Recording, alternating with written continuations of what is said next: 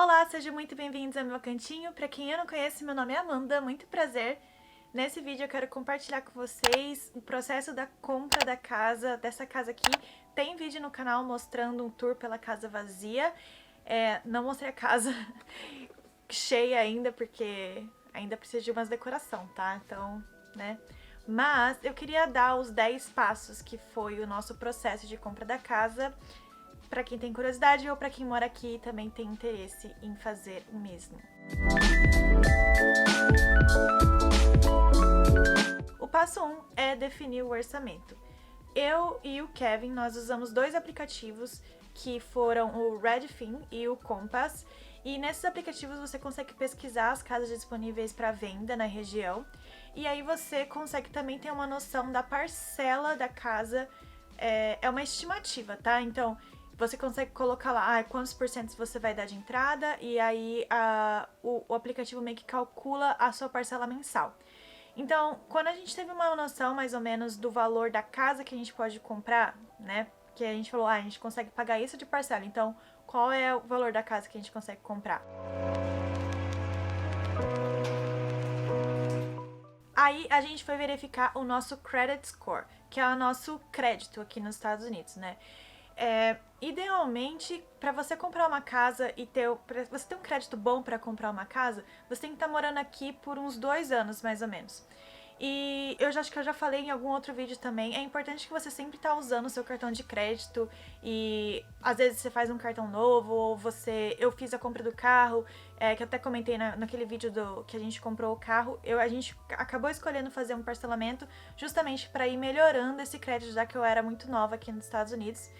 E isso nos ajudou a criar um crédito melhor na hora de comprar uma casa. E o crédito é muito importante na hora de comprar a casa, porque ele vai definir o quanto que a agência ou o banco vai te emprestar para você poder fazer o financiamento. E não só o quanto, mas também a porcentagem de juros que eles vão cobrar em cima disso.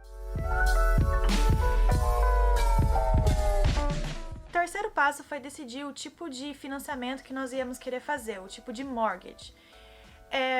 O normal, o mais comum é fazer de 30 anos com a taxa de juros fixa. Isso te dá mais segurança, porque caso o mercado mude, né, e caso essa taxa de juros aumente, você não vai no final ter que pagar, né, uma segunda, terceira casa por conta das inflações e das coisas loucas da vida. Então, por isso que a gente resolveu fechar com uma taxa de juros fixa, porque a taxa de juros não é muito alta. Eu vou chegar na taxa de juros logo mais. O quarto passo é ser pré-aprovado. Então você pode contactar bancos ou empresas que o foco é fazer esse tipo de empréstimo para você pedir um pré-approval, né? Uma pré-aprovação. O que significa isso? Eles vão te dar uma carta ou alguma coisa assim, falando que eles podem te emprestar X por uma taxa de juros Y. Então, isso te ajuda também a procurar as casas e fazer uma oferta mais segura, porque você sabe que você vai ser aprovado para o financiamento naquele valor.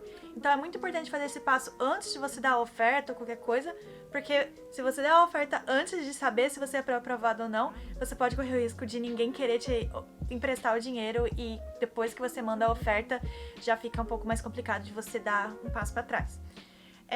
No nosso caso, a gente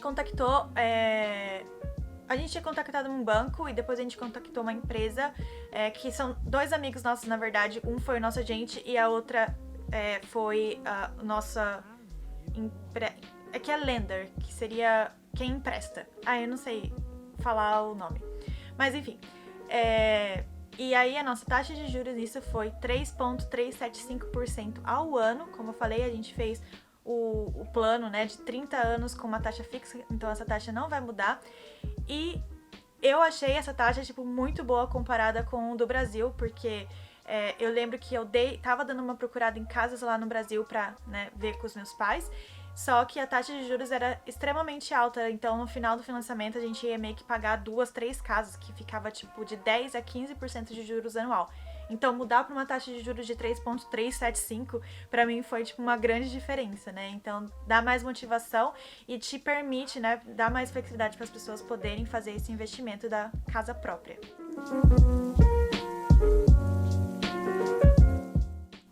passo é ter um agente imobiliário, assim.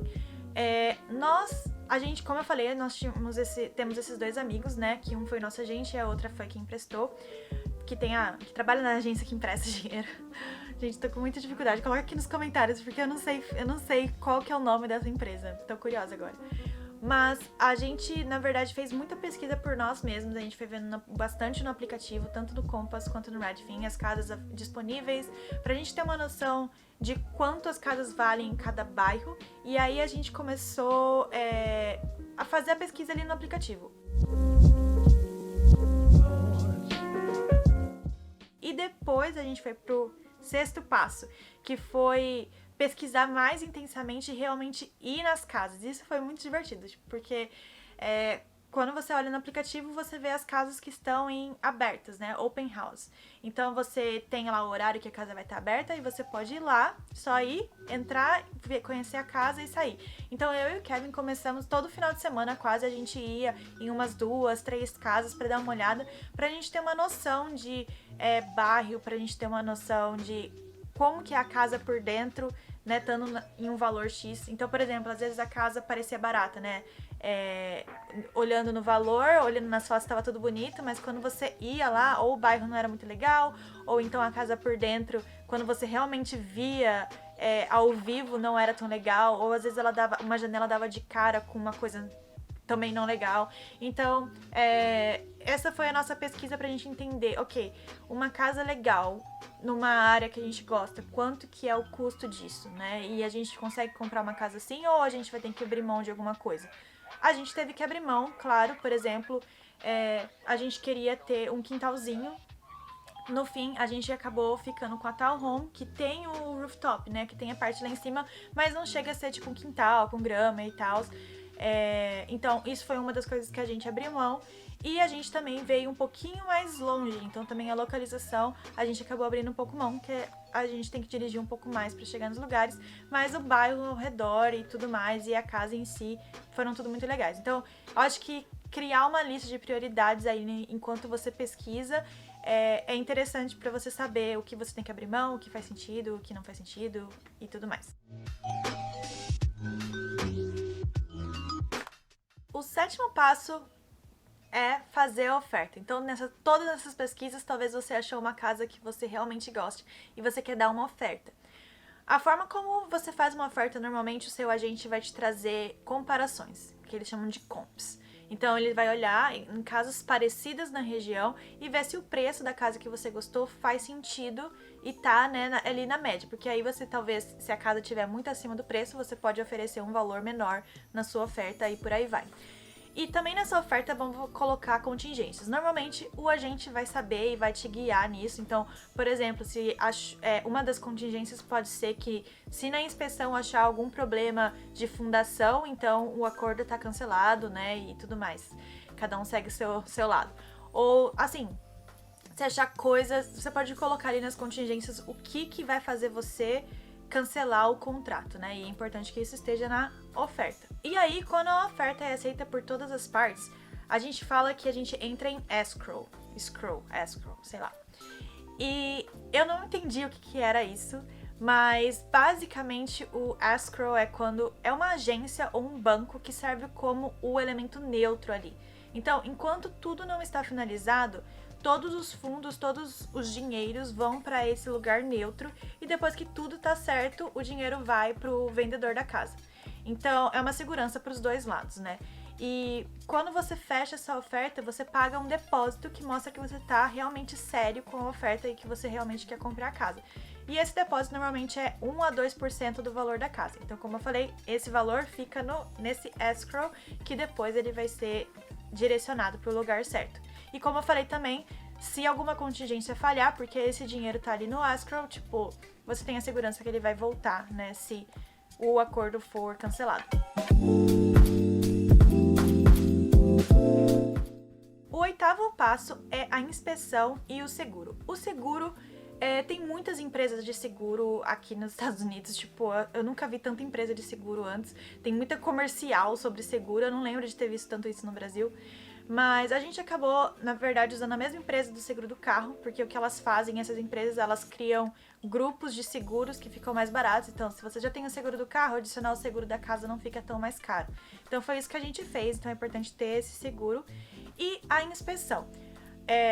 Eu lembro que você tinha muitos irmãos à obra e sempre tinha, né, a parte da inspeção. E aí sempre tinha um problema na hora da inspeção. Tipo, voltava, achamos um problema elétrico, achamos um problema da fundação. Era sempre assim, né?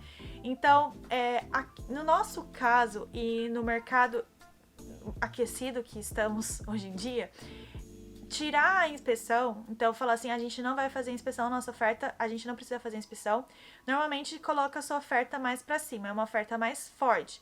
Porém, é muito arriscado, não é recomendado tirar a inspeção, porque pode ser que a casa tenha um problema de fundação e acaba que você tem que gastar muito dinheiro para poder reformar aquela casa. No nosso caso, a gente abriu mão da inspeção, porque a construção era nova, ninguém nunca tinha morado aqui, tinha acabado de terminar de construir, e por causa disso, a casa ainda tem 1 ano de garantia. Então, se tiver algum problema de fundação ou problema de telhado, que é as coisas mais caras assim, esse seguro está cobrindo essas coisas. Mesmo assim, não é recomendado, que a gente foi ansioso e falou assim, não, acho que não precisa. Até o agente mesmo recomendou, falou que como é construção nova, não precisa.